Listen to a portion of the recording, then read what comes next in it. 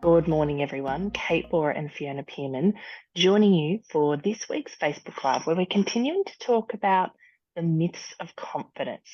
And today we want to dig into this one around hard work, qualifications, delivering lots of value, being enough to have confidence, being enough to take away maybe some of the self-doubt and uncertainty that we know comes up as you progress in your career, but that in and of itself is enough to progress and achieve the career progression that you're after.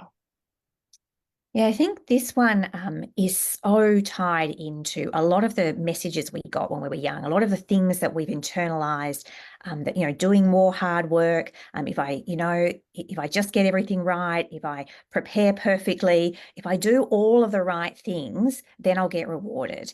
And when that's hardwired in, it can be very seductive to think that just doing that in my workplace and showing my value through what I contribute and making sure I put my hand up and I'm just doing more and more and more. We hope that that will be enough to get career progression. And unfortunately, we see that often fall short and can lead to some real disappointment. Yeah, I think what sits in there, and I think it's important that we call out, it's not that that doesn't matter. And it's not that qualifications, delivering value, doesn't matter. It absolutely does. It's the substance. I think when it is the sole strategy, that's when often we see, women who work with us who are frustrated that they're not perhaps progressing as fast as they'd like, where perhaps they see other people who they don't feel deliver the value or have the skill, capability, experience that they do, achieve progression above, over and above them, that they're left kind of a little bit confused as to what they're not doing.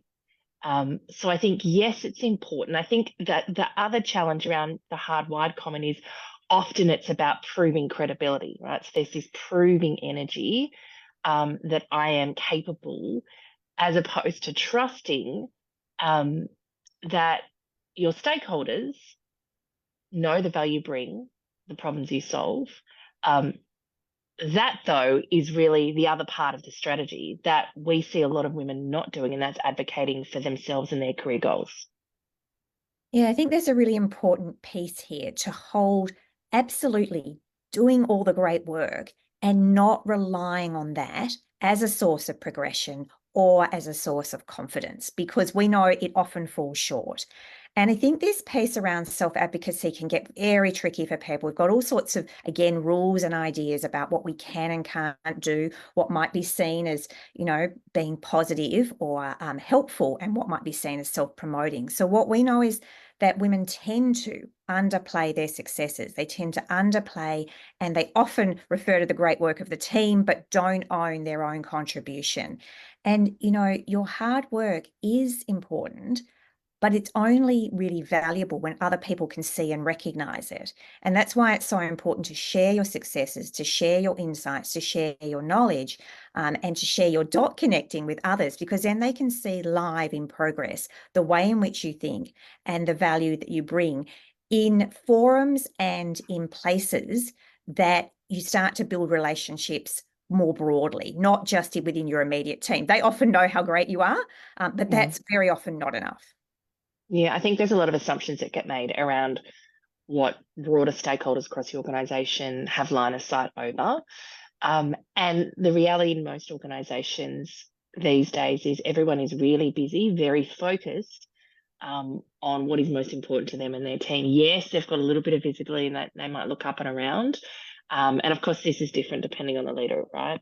But most people are really narrow in terms of their focus and what they're aware of and what they're across. So this importance of being able to build broader relationships with stakeholders across the organisation, to be able to share with those stakeholders the value you bring, the problems you solve, and again, of course, for you and your team, so that they do have that line of sight. That is going to deliver far stronger dividends than putting another 3 or 4 hours in on a report or, delivering 150% in terms of a project.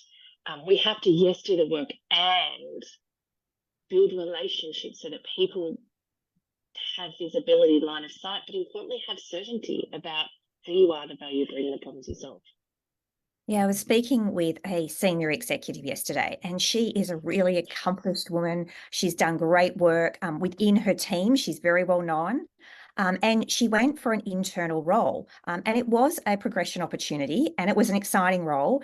And she looked across all of the qualifications and that sort of thing, and she thought, really, I've got a good chance here. There's one of 5 people who could do this role in a fairly large organisation. And so she thought, at least I'm going to get an interview, at least I'm going to go through the process, and I'm going to be seen.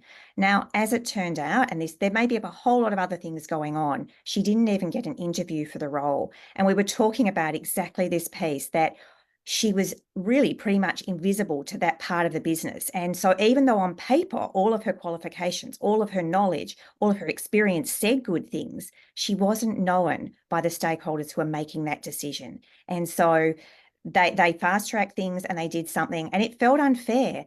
But she was really reflecting on this piece around how she hadn't made that a priority, and it had probably cost her to some degree. Yeah, I think we're going to leave it there. But lots to dig into around this one. We talk a lot around the building blocks of confidence. And if you want to find out more about that, check out our book, Core Confidence. But, hard work, knowing your stuff, they are just 2 of 10 building blocks that we talk about when it comes to really creating a strong and sustainable connection with that core confidence that's already within you. Team, if you've enjoyed today's Facebook Live, we'd love to hear from you. And of course, we'd love for you to share it with anyone in your world who you feel would benefit from today's confidence conversations. And if and when you're ready to go deeper with your relationship with core confidence, visit our website, coreconfidence.com.au.